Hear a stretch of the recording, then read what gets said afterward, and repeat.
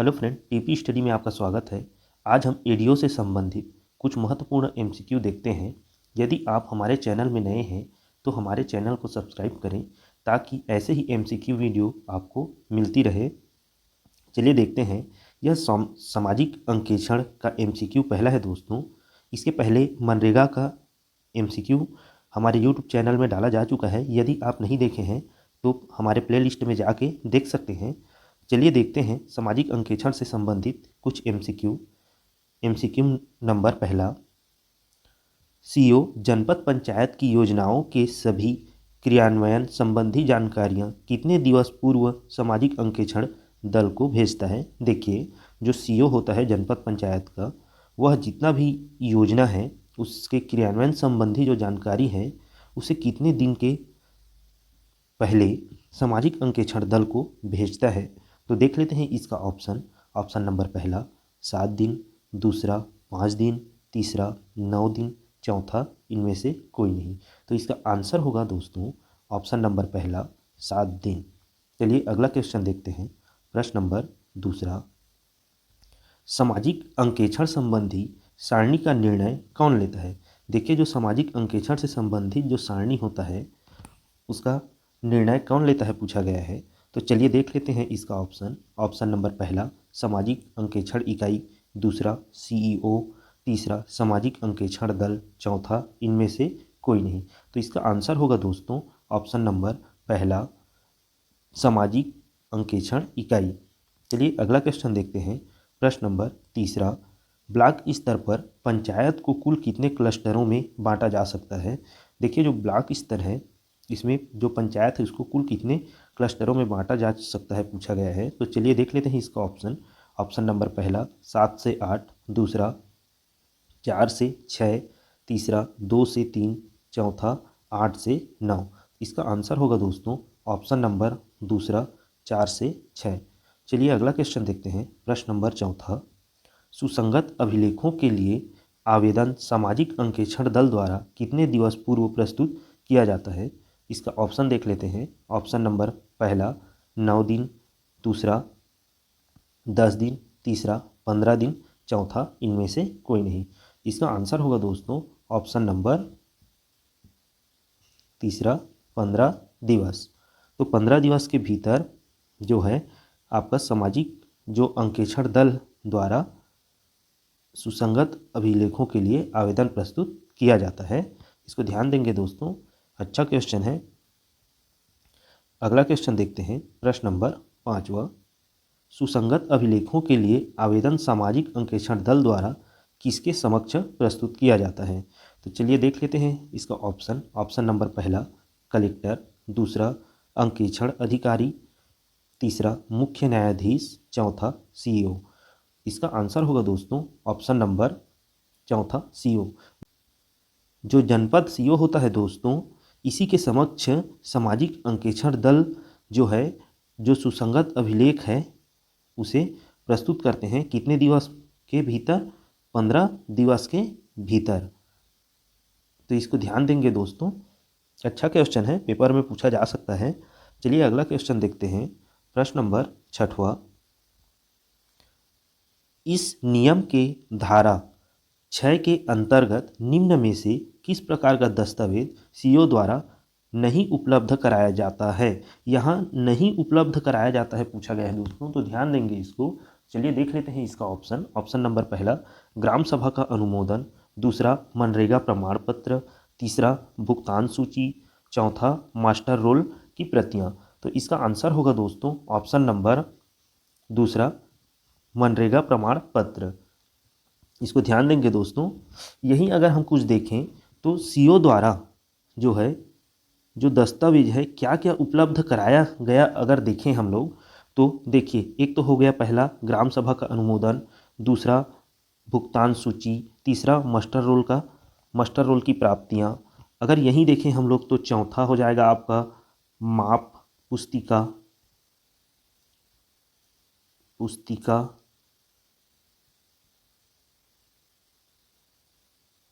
पांचवा हो जाएगा आपका बिल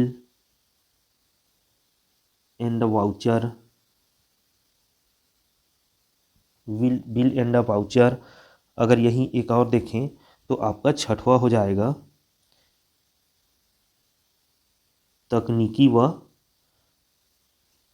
प्रशासनिक स्वीकृति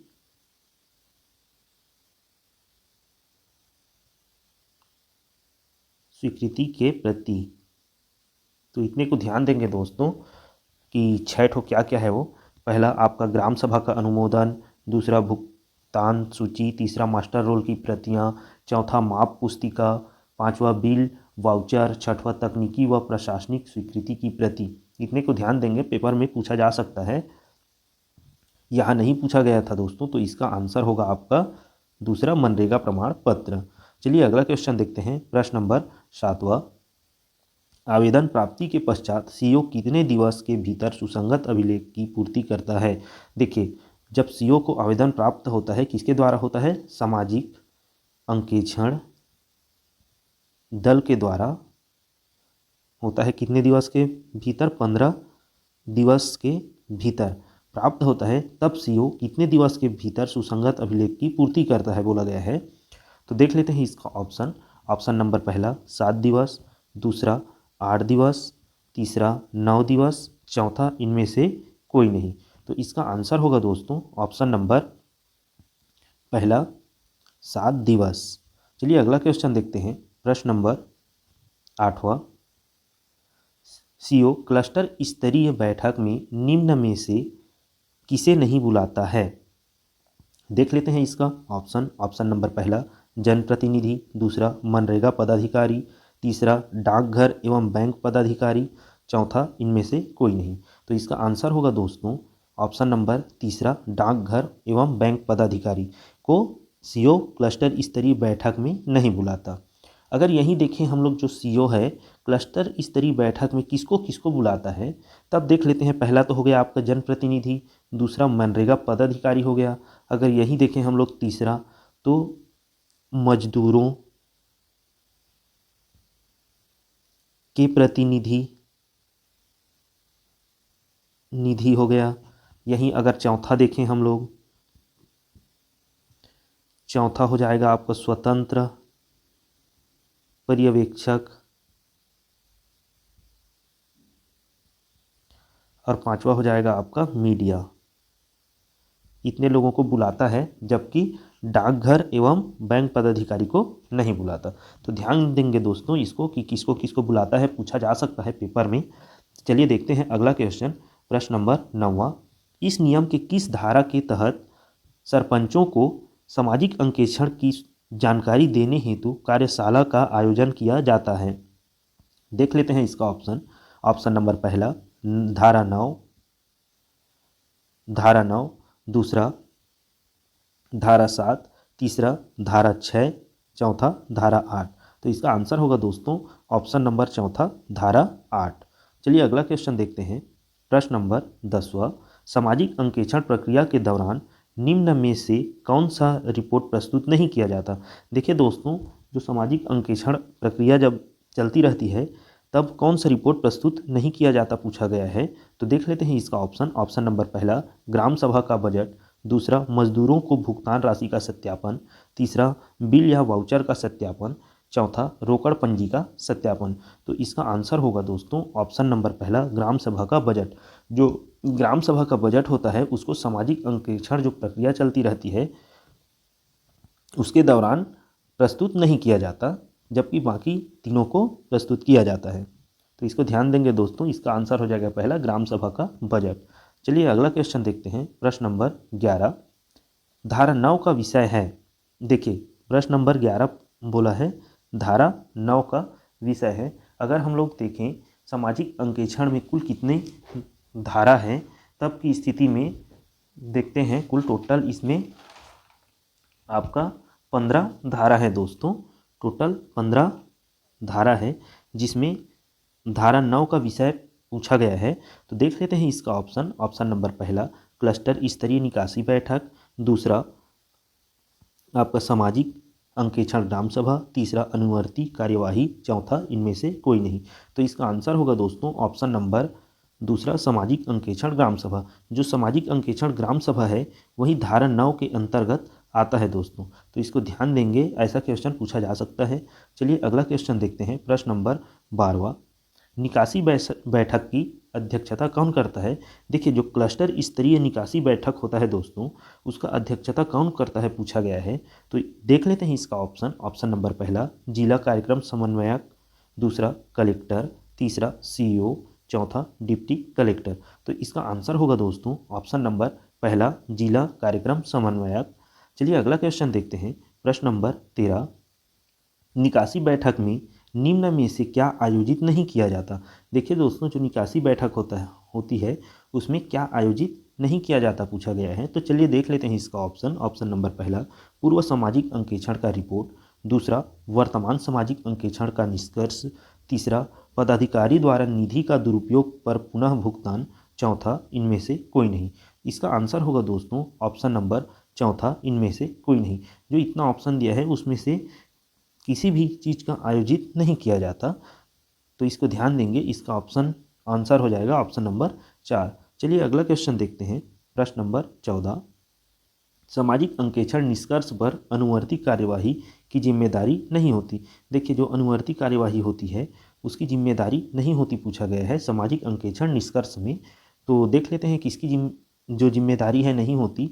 देखते हैं इसका ऑप्शन नंबर पहला डीपीसी की, दूसरा कलेक्टर, तीसरा मनरेगा आयुक्त, चौथा आयुक्त। तो इसका आंसर होगा दोस्तों ऑप्शन नंबर दूसरा कलेक्टर की। चलिए अगला क्वेश्चन देखते हैं। प्रश्न नंबर 15, यह अंतिम क्वेश्चन है दोस्तों, थोड़ा सा ध्यान देंगे, बहुत इंपॉर्टेंट क्वेश्चन है।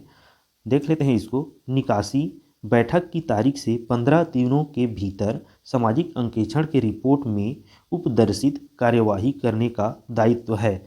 देखिए, जो निकासी बैठक होती है उसके 15 दिनों के भीतर सामाजिक अंकेक्षण रिपोर्ट में उपदर्शित कार्यवाही करने की दायित्व किसकी होती है? देखिए दोस्तों, इसका ऑप्शन देख लेते हैं। ऑप्शन नंबर पहला जिला कार्यक्रम समन्वयक, दूसरा कलेक्टर, तीसरा मनरेगा आयुक्त, चौथा आयुक्त। इसका आंसर होगा दोस्तों ऑप्शन नंबर पहला जिला कार्यक्रम समन्वयक। जो जिला कार्यक्रम समन्वयक होता है उसे ही सामाजिक अंकेक्षण रिपोर्ट में उपदर्शित कार्यवाही करने की दायित्व सौंपी जाती है। तो इसका आंसर देख लेते हैं। आंसर होगा जिला कार्यक्रम समन्वयक। चलिए दोस्तों, आज का वीडियो यहीं तक रखते हैं। यदि हमारा यह वीडियो आपको हेल्पफुल लगा होगा तो हमारे चैनल को सब्सक्राइब करें, शेयर करें और बेल आइकन को प्रेस करें, ताकि ऐसे ही एडीओ से संबंधित एमसीक्यू आपको मिलती रहे। धन्यवाद दोस्तों।